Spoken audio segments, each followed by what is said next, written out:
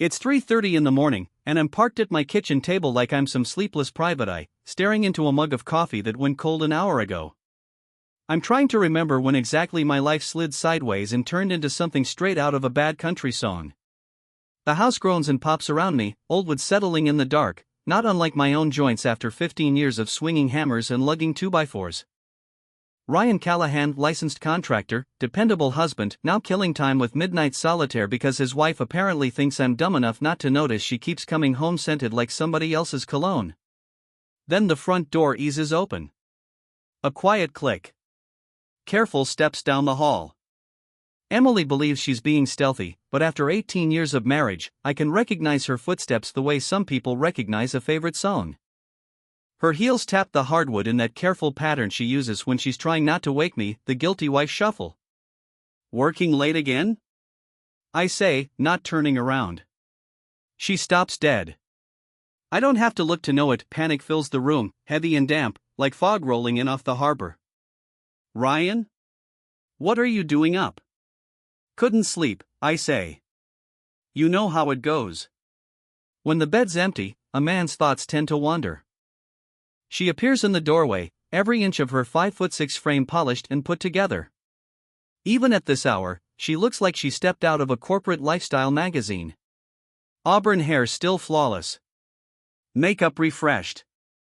That expensive perfume lingering around her like evidence I never bought. The Reynolds account ran late, she says. You know how demanding clients can be.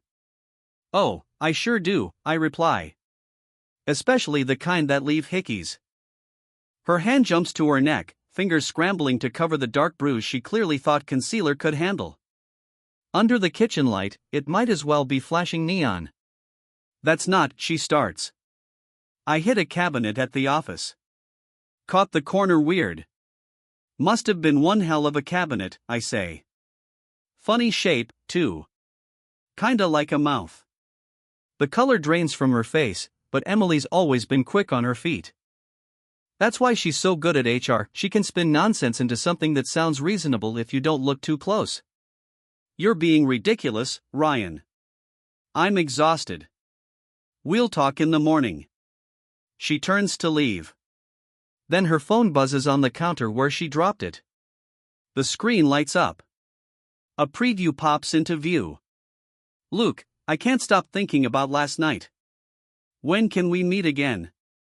We both stare at it. The silence stretches tight, like a guitar string pulled just before it snaps. Well, I say, picking up the phone, looks like Luke's got himself a healthy appetite. She lunges for it. Too slow. 18 years in construction will keep a man's reflexes sharp. Easy there, I tell her. I just want to see what kind of business you've been handling. I scroll. Each message twists something deeper in my gut.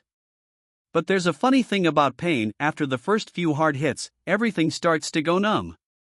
Interesting client, I say. Very hands-on approach. Ryan, please. Meet me at the lake house. Bring that charm of yours, you know exactly what I mean. Well now, I mutter. That's what I call customer service. She's crying by then, mascara streaking down her cheeks like black rain. I've seen Emily cry before, usually when she wants something. This isn't that. This is the look of someone who's been caught. How long? I ask.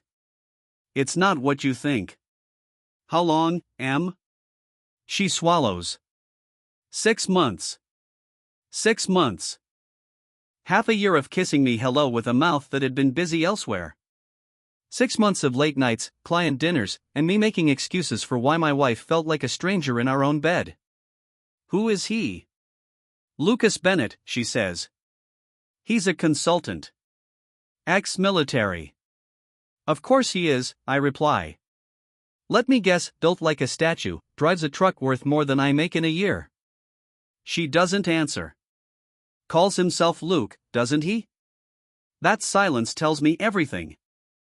I set the phone down carefully, like it might blow up. Maybe it already has. I'm sorry, Ryan, she says. I never meant for this to happen. But it did, I say. For 6 months. We can fix this, she insists. Counseling. Whatever you want. I'll end it with Lucas. Will you? I ask. Because these messages make it sound like Luke's expecting you tomorrow night. Something about its special surprise.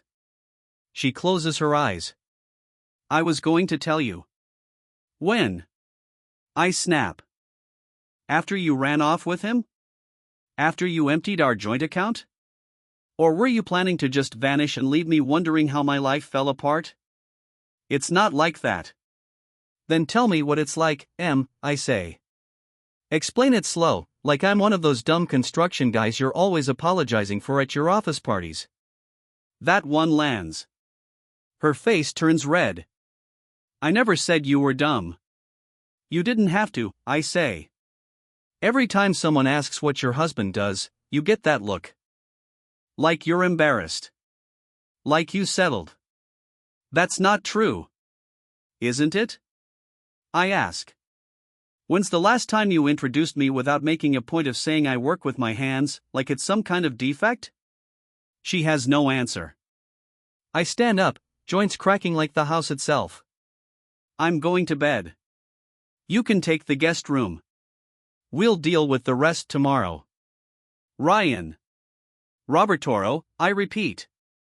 I need to think. But climbing the stairs to what I guess is my bedroom now, I'm not thinking about tomorrow. I'm thinking about Lucas Bennett. His lake house. His muscles. His expensive truck. I'm thinking about 6 months of lies. About her friends probably laughing behind my back, poor Ryan the contractor, clueless while his wife gets serviced by a real man. Most of all, I'm thinking about how Emily always underestimated me.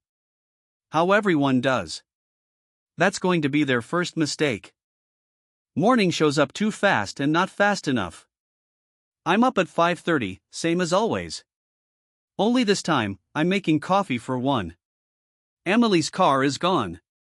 Probably headed to her sister's place to rehearse the victim routine. At 6 on the dot, Frank Delgado pulls in, just like he has every weekday for the last 3 years. Frank's my right-hand man, a stocky Polish guy with hands like sledgehammers and a past that would make your grandmother clutch her pearls. Frank might look rough around the edges, but he's loyal like a junkyard dog and twice as nasty if someone crosses him. He pours himself a cup of coffee and eyes me over the rim. Boss, you look like hell, he says. Trouble at home? You could say that. I walk him through everything that went down overnight. Frank listens without interrupting, just grunts now and then or shakes his head. When I'm done, he goes quiet, thinking it over. So, he finally says, what's the move? Information, I reply. First thing you get is facts. You don't fight an enemy you don't understand. I know a guy who knows a guy. He nods. I can have a full rundown on this Lucas clown by lunchtime. Keep it clean, Frankie, I say. Public stuff only.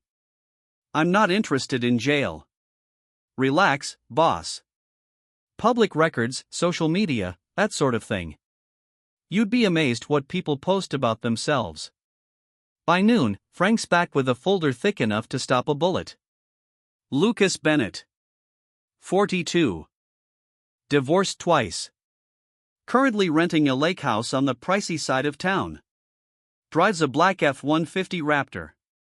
Works as a security consultant, which apparently means getting paid to look intimidating in expensive suits. Guy's got a pattern, Frank says, flipping through pages. Both ex-wives were married when he met them. Likes the challenge. Figures, I say. Anything else? Big gym guy.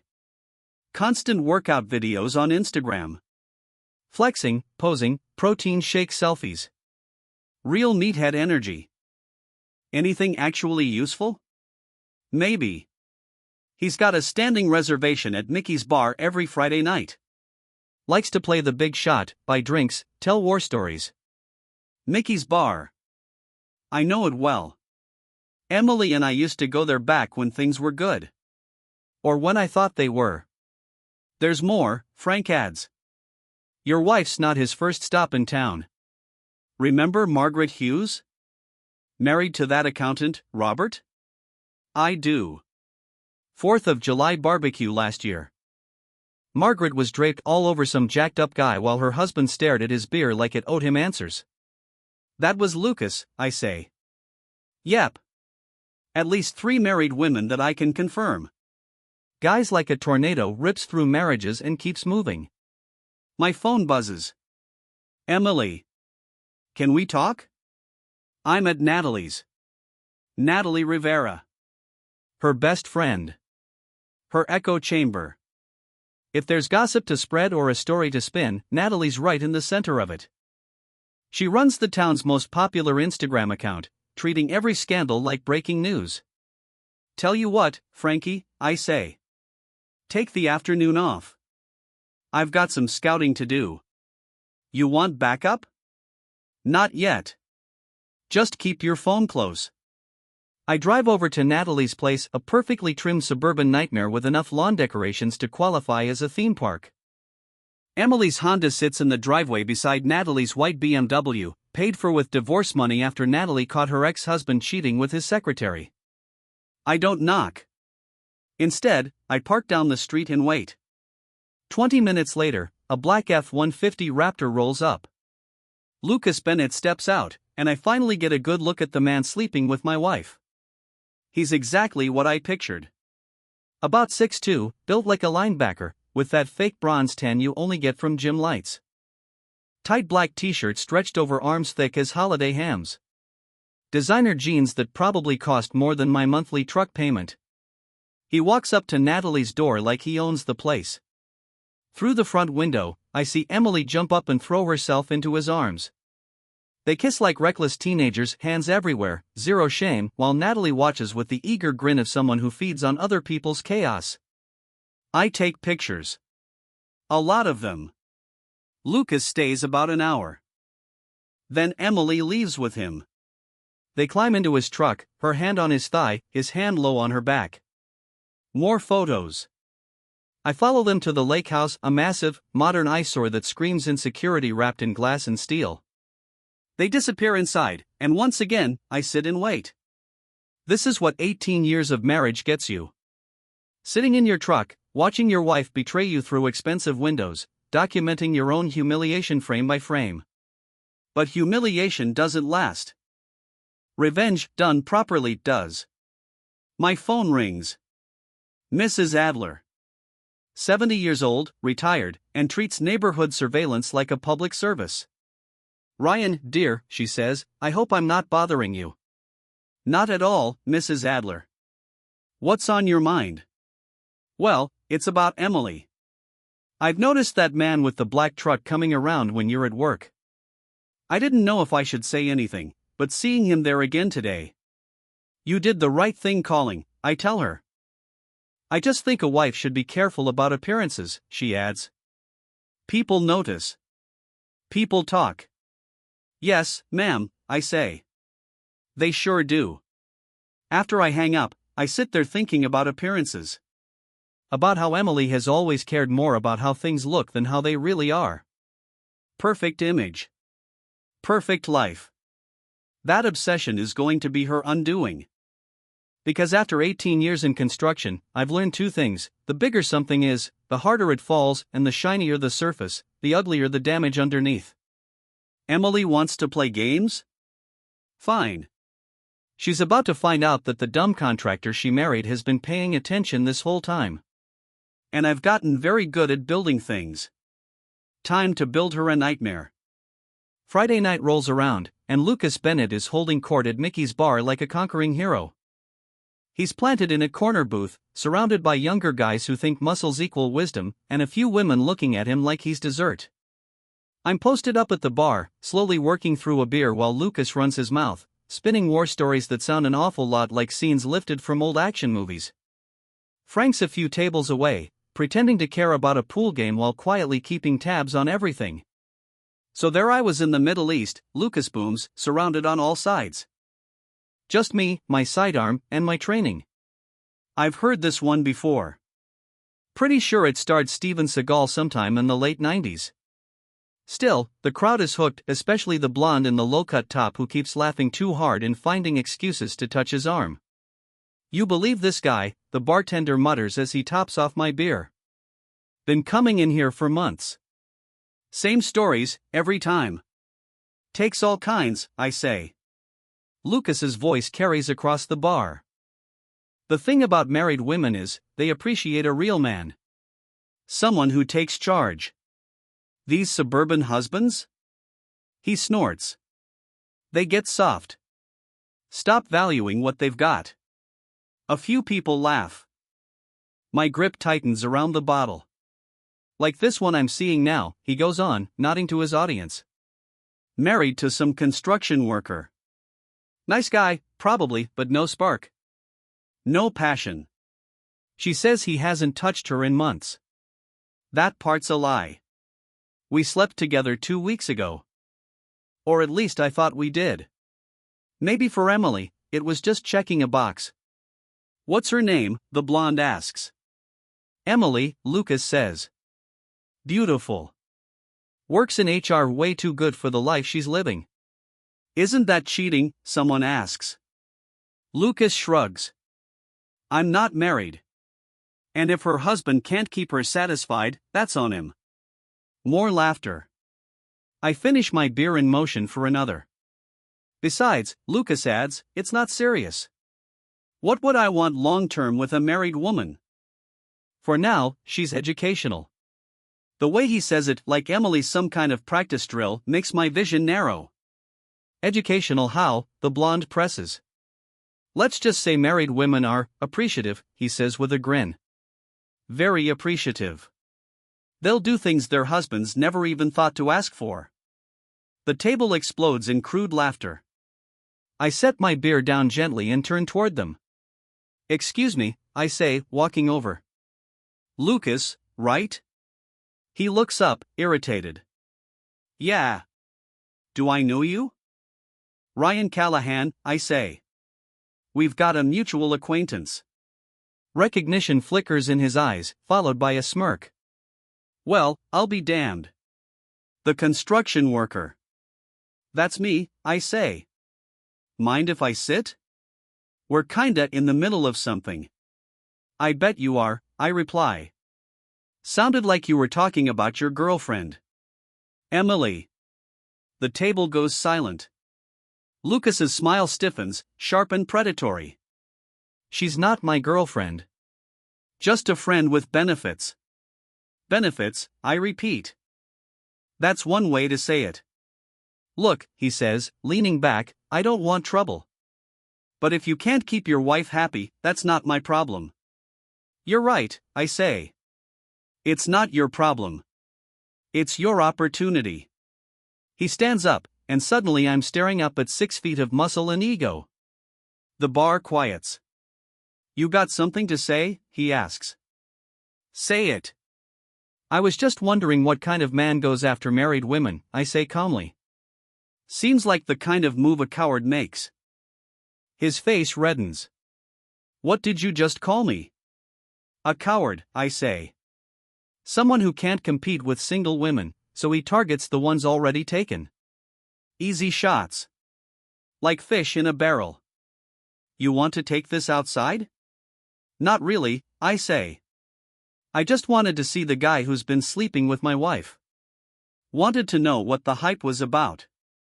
His fist comes out of nowhere, slamming into my jaw like a runaway truck. I don't dodge. I let it hit. I crash to the floor, pain detonating behind my eyes. I don't swing back. "Ryan!" Frank shouts, jumping up. "It's fine, Frankie," I say, holding up a hand. "Misunderstanding." Lucas stands over me, fists clenched, chest heaving. "Stay away from me," he snarls. "And stay away from Emily. She made her choice." "Did she?" I say, pushing myself up. "Funny. She was crying about it yesterday." "She'll get over it," he says. "They always do." I wipe blood from my split lip and straighten up. "You're probably right," I say. "Nice meeting you, Lucas." I'm sure we'll cross paths again. Not if you're smart. I smile, the same smile I give suppliers who try to short me on materials. Oh, I'm smarter than I look, I say. You'd be surprised. I walk out with as much dignity as I can manage, Frank right behind me. Boss, he says once we're outside, what the hell was that? You could have taken him. Maybe, I say. And then what? I'd be the violent husband who attacked his wife's lover. Emily would run straight to him for protection. So what's the plan? Patience, I say.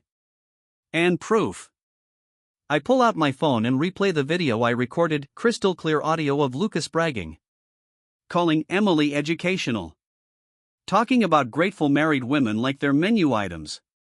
You get all that? Frank asks. Every word, I say. Amazing what people say when they think they're safe. What are you gonna do with it? Nothing yet, I say. But Lucas just made a mistake. He thinks I'm either going to crawl away or come at him swinging. He doesn't see the third option. Destroying his reputation the same way he's wrecking my marriage, slowly, carefully, like any proper build. My phone buzzes. Emily. Lucas told me what happened. This has to stop, Ryan. I'm filing for divorce. I text back. Your choice. Then another message. But you might want to ask Lucas about his past conquests. Ask Margaret Hughes's ex-husband how that turned out. 3 dots appear. Then vanish. No reply. I drive home to an empty house and an empty bed, but for the first time in days, I'm smiling. Lucas thinks he won tonight. He got to puff his chest out, play the alpha, put the betrayed husband in his place. He has no idea what's coming. What Lucas really did that night was hand me everything I needed to take him apart. And the best part? He still had no idea it was coming. 2 weeks later, the entire town is buzzing about the 4th of July parade.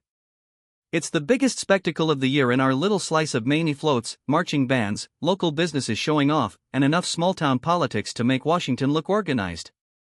I'm volunteering with the construction crew, helping set up the reviewing stand and double-checking the barriers. It's solid, honest work, and it puts me right at the center of the action. Emily's there too. She's on the organizing committee, clipboard tucked under her arm, directing people around like she's coordinating a military operation.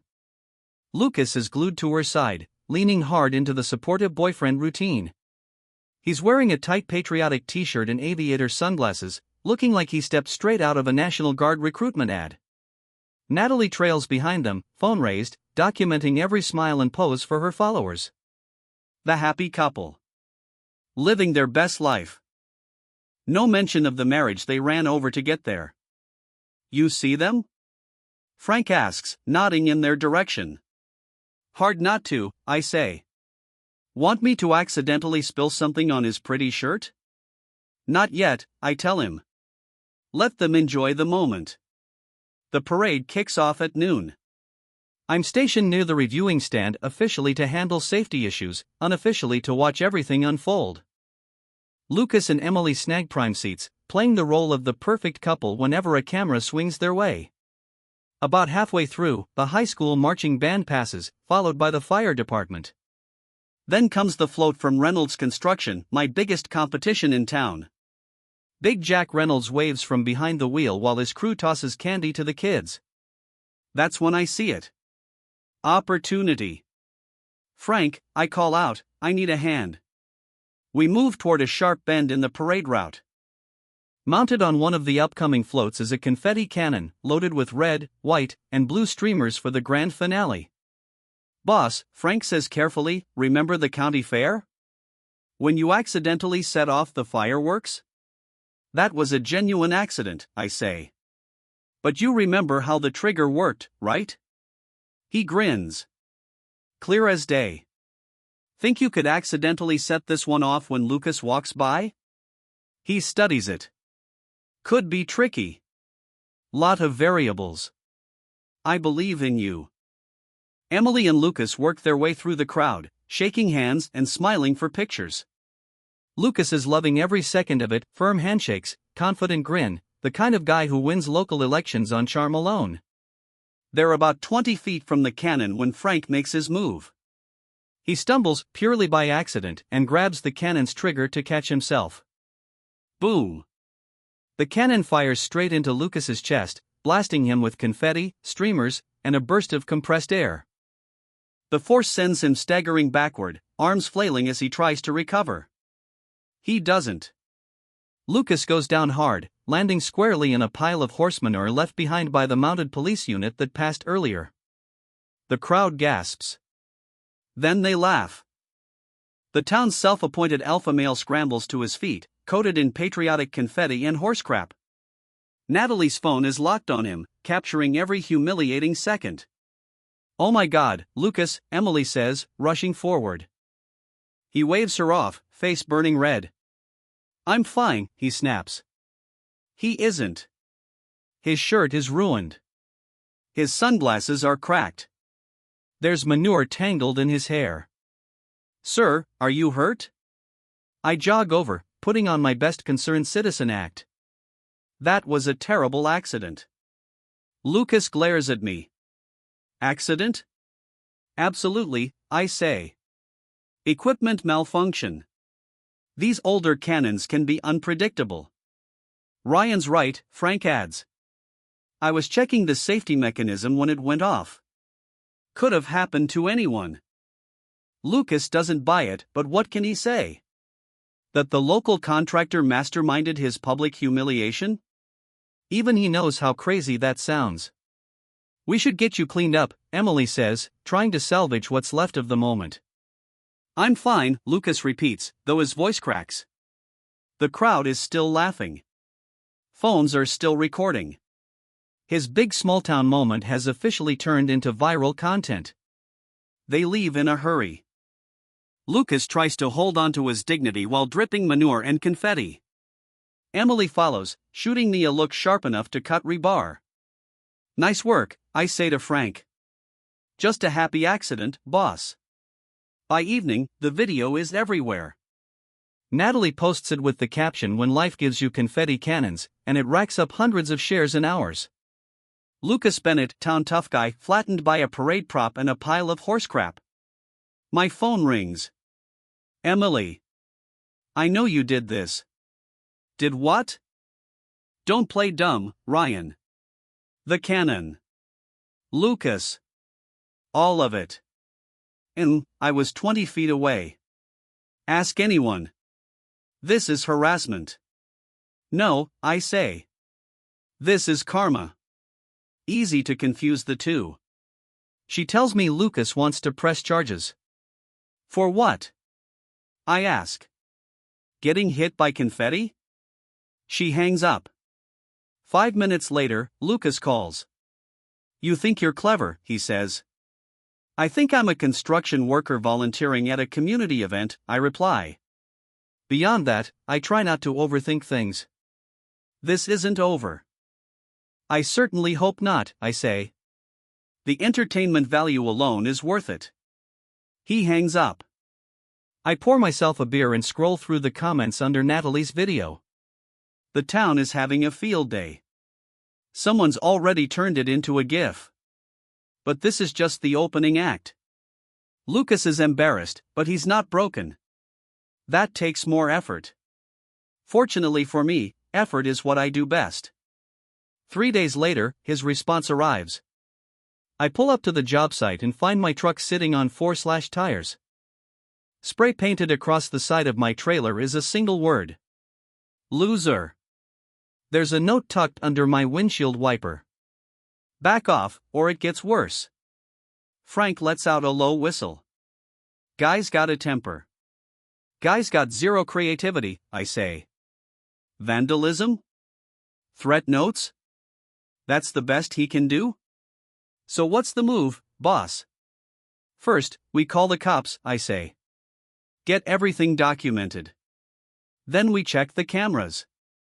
The cameras I installed last month, after a string of equipment thefts in the area. The ones Lucas doesn't know exist. The ones hidden in the trees around the site perimeter. Officer Sean O'Connor shows up about 20 minutes later. Sean and I go way back, we were in high school together. He was the star quarterback. I was the guy building sets for the drama club. We've had a friendly rivalry ever since. Looks like somebody really doesn't like you, Ryan, he says, eyeing the slashed tires. Can't imagine why. Sean snaps photos, fills out a report, asks the usual questions. I don't mention Lucas by name, but I make sure he sees the note. Any idea who might have done this? Could be anyone, I say. Construction sites attract trouble. After Sean leaves, Frank and I pull up the security footage. There's Lucas. Clear as daylight. Creeping around at 2 in the morning with a spray can and a knife. He even looks straight at the camera when he glances up at what he thinks is just another tree branch. Got him, Frank says.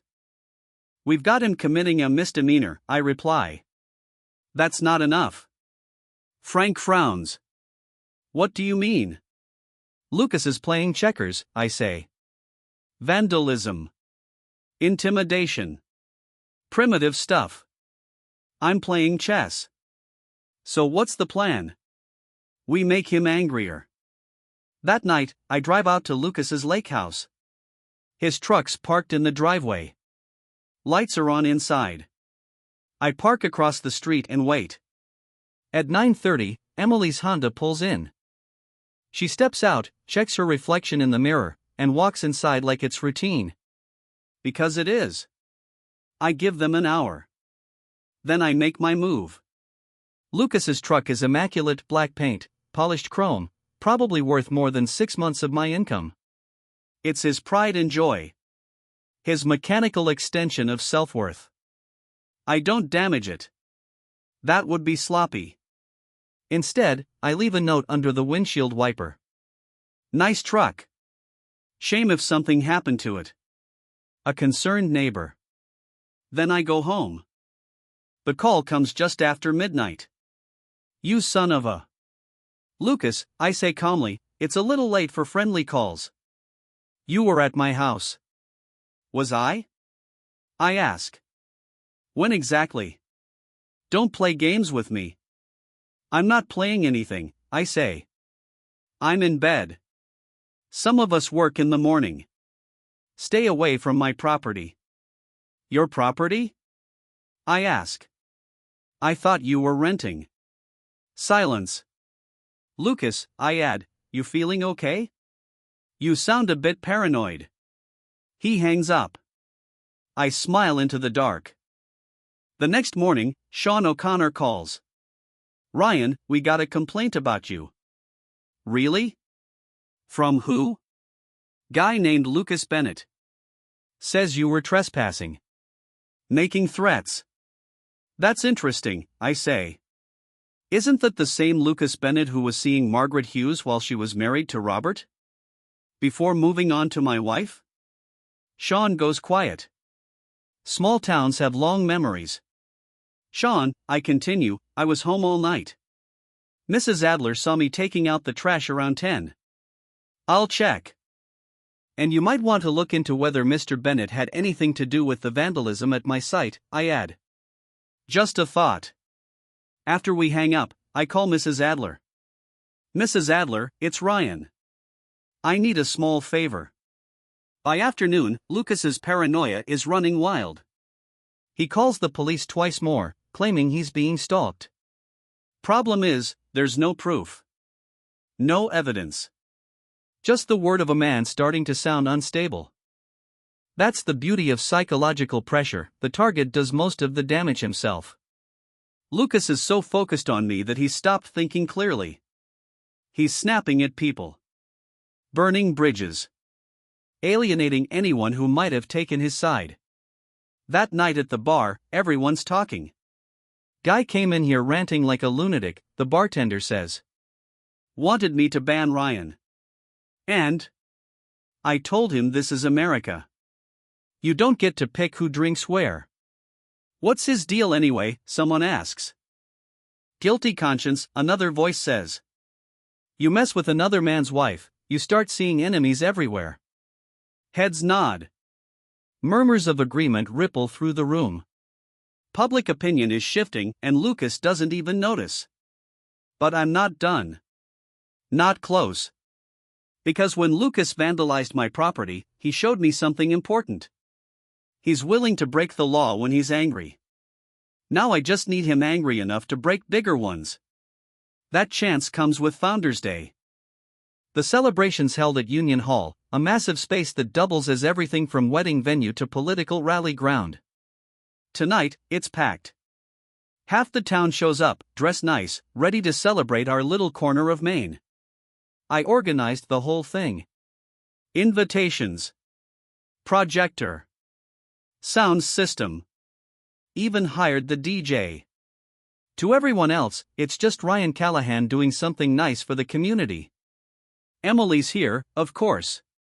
She couldn't stay away, too worried about how it would look if she didn't. She's wearing the blue dress I bought her for our anniversary 2 years ago, back when I still believed we were happy. Lucas is beside her, wrapped in a suit that probably costs more than my mortgage.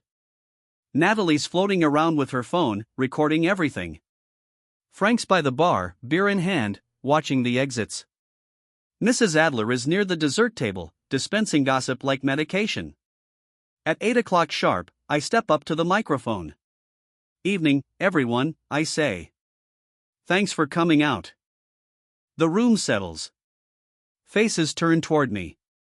I know some of you have been wondering why I put this little gathering together, I continue. Truth is, I wanted to share something important with all of you. Emily's color drains instantly. She's known me long enough to recognize that edge in my voice, the one that means there's no turning back now. You see, not long ago I found out that my wife, Emily, has been sleeping with Lucas Bennett. A wave of shocked gasps rolls through the hall. Phones come up everywhere. Screens light up. Cameras start recording. This is the kind of small-town scandal people will still be whispering about a decade from now. And I know exactly what everyone's thinking. Why do this here? Why drag something so personal out into the open instead of handling it behind closed doors like grown adults? Lucas starts pushing his way toward me, but Frank steps directly in front of him, calm as stone, giving a slight shake of his head. Not happening. The thing is, Lucas has some pretty bold opinions about married women, about appreciation, education, and what he thinks should happen when husbands don't value what they have. I nod toward Frank, who's standing by the projector. The lights drop, and suddenly Lucas's voice echoes through the Union Hall, sharp and unmistakable over the sound system. The thing about married women, his recorded voice says, is they appreciate a real man. Someone who knows how to take control. These suburban husbands, they get soft. They stop valuing what's right in front of them. Every head in the room turns toward Lucas, who's frozen stiff in the middle of the crowd. Like this one I'm seeing now, the recording continues. Married to some construction worker. Probably a decent guy, but no spark, no fire. No passion. He goes on, talking about how she told him her husband hadn't touched her in months. Emily brings her hands up to her face. Natalie's phone is locked on her, capturing every second of her shame. What's her name? A blonde woman asks in the recording. Emily, Lucas answers. Beautiful. Works in HR, way too good for the life she's stuck with. The audio keeps rolling, Lucas describing my wife like she's a project, a challenge, something to conquer and discard. The mood in the room shifts fast. Murmurs grow louder. Faces harden. But here's the part that really matters, I say, stopping the recording. Lucas here has a pattern. I list the names slowly. Margaret Hughes. Olivia Williams. Rebecca Foster. All married. All pulled in, then tossed aside once he got bored. I give Frank another nod, and the projector switches again. Photos fill the screen. Lucas with different women around town. Screenshots of messages. Hotel receipts. Timelines. Months of digging laid bare for everyone to see. Lucas Bennett isn't some misunderstood romantic saving unhappy wives. He's a predator who hunts weak spots and leaves wreckage behind for fun. Lucas finally explodes. This is slander. You can't. Can't what? I cut in. Tell the truth? Play recordings of things you actually said? You recorded me illegally, he shouts. Actually, I say calmly, Maine's a one-party consent state.